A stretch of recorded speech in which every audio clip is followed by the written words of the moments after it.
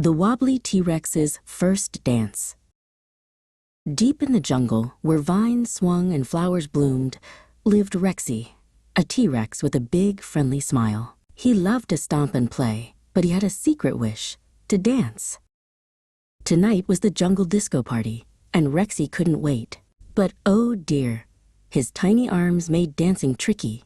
When he tried to twist and twirl, he'd wobble and tumble.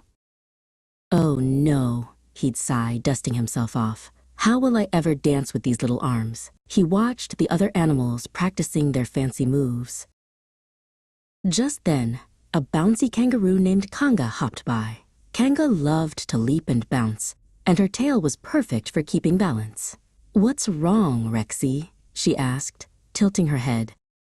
"I want to dance, Kanga," Rexy explained, "but I just wobble and fall." Kanga thought for a moment, then her eyes lit up. "Maybe you just need a different kind of dance." Suddenly, a smooth-moving snake named Slinky slithered up. Slinky was known for his graceful wiggles and slides. "A different dance, you say?" Slinky chimed in. "Perhaps a dance just for Rexy."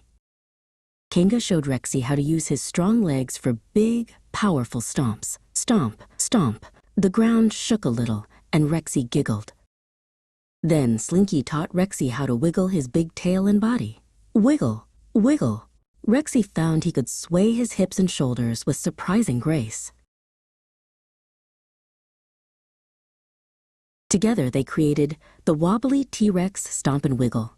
It was a dance of big stomps, happy wiggles, and powerful, confident moves. Rexy didn't need tiny arms to do this dance. At the jungle disco, Rexy danced with all his heart. He stomped and wiggled, and everyone cheered. He wasn't wobbly anymore. He was wonderfully unique, and he had found his perfect dance.